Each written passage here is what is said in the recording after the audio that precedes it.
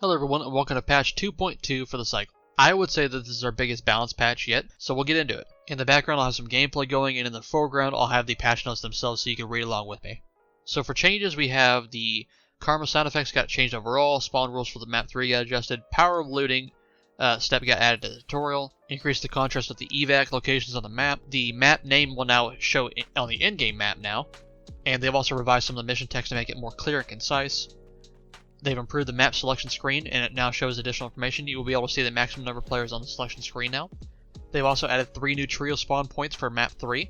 They've increased the brightness in some of the darkest areas, and they've also updated their anti-cheat systems. Moving on to weapons and gear. So first of all, we have the major overhaul to armor and penetration. So for common, armor, and weapons, it is still 10 pen.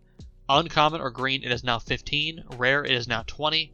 Epic, it is now 25. Exotic, it's still 30. And legendary, it's still 33. So exotic and legendary didn't change, it's just the previous armor tiers that did.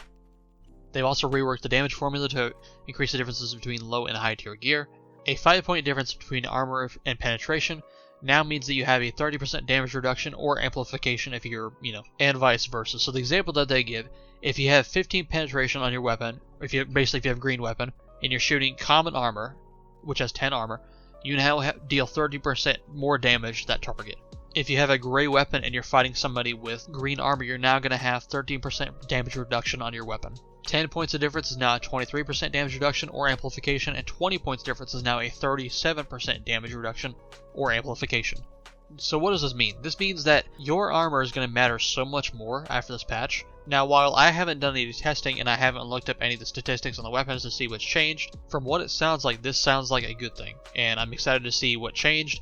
And this also makes my videos that I've done previously basically obsolete because of the massive changes to armor and how it works. And there's also some weapons changes in here for some weapons that I've done, so I'll probably end up making a season 2 of the in-depth series for the cycle. However, that being said, we're actually moving on to the weapons balance changes now. So the K28, the handgun, increased damage from 12 to 13 and reduced recoil by 20%. This is amazing. The thing was terrible, I'm not gonna lie to you. From what I hear, it was actually really good in the betas, but since then it has fallen from grace. But it sounds like it's gotten better now, so we'll see how that happens. C32 bolt action, damage reduced from 57 to 50, and its price was reduced from 10,000 K-marks down to 6,800, and I assume this is because since they nerfed the damage of the weapon, they want to also revert the price increase of the weapon.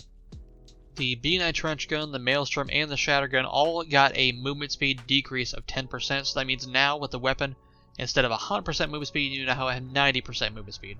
The Scarab got its refire time reduced from 0.34 seconds to 0.26 seconds. This basically means that the burst delay, the time in between shots or bursts, got reduced. This means you can fire it faster and have less delay in between your shots. This is good for close range where this weapon is supposed to be used. This sounds like a much needed improvement for the Scarab.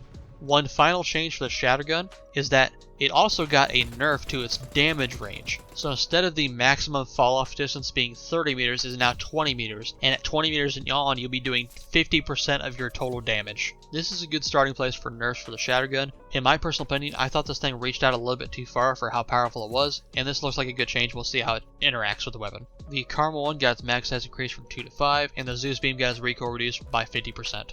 They also reduced the buying price of weapons from rare to exotic categories. So the Lacerator, the Maelstrom, the ICA Guarantee, the Phasic Lancer, the Ass Flechette, the Gorgon, the KBR Longshot, the Shadowgun, the Advocate, the Hammer, the Core, the Votech Brood, the Kinetic Arbiter, and the Basilisk all got their prices reduced by quite a bit. One of the biggest caveats for a lot of the weapons in the game was that why do you take out some of these more expensive weapons when the cheap weapons would do better? This helps mitigate some of that because now that these weapons are cheaper, you can take them out more often.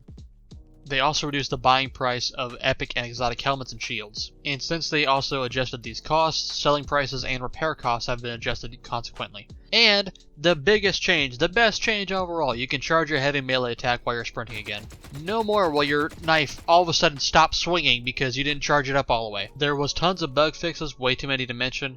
However, the ones I will mention were for the maps. They said that they fixed a bunch of issues in all 3 maps, so you can expect less of the following: stuck spots or death traps, object clipping, out of bounds areas, and accessing unreachable areas. So I would assume, I have to do testing, I would assume that near the water facility you can no longer get up top there anymore after this patch goes live. We'll see, though. They also mentioned some known issues, which I will not be showing on screen. Just be aware that if you look at the patch notes, you can see these for yourself. However, one I will mention is that the alien hunter vision is being adjusted to be more in line with the original intentions and less overpowered than the iteration we currently have at the beginning of the season.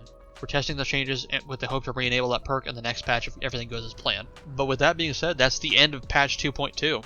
Round of applause for the devs. This seems like a very, very good patch. I'm excited for some of these weapon changes. A lot of the weapons and some of the complaints I have were resolved or at least acknowledged, and it's very nice to see that they are listening to feedback and actively working, trying to get the balance better for these weapons and armors. Thank you all so much for watching. I hope you guys enjoyed this video. If you want to see more Psycho content, be sure to consider subscribing and hitting the like button. And if you want to see more Psycho content now, you can check this video on the right where I went over the Bright Sands map.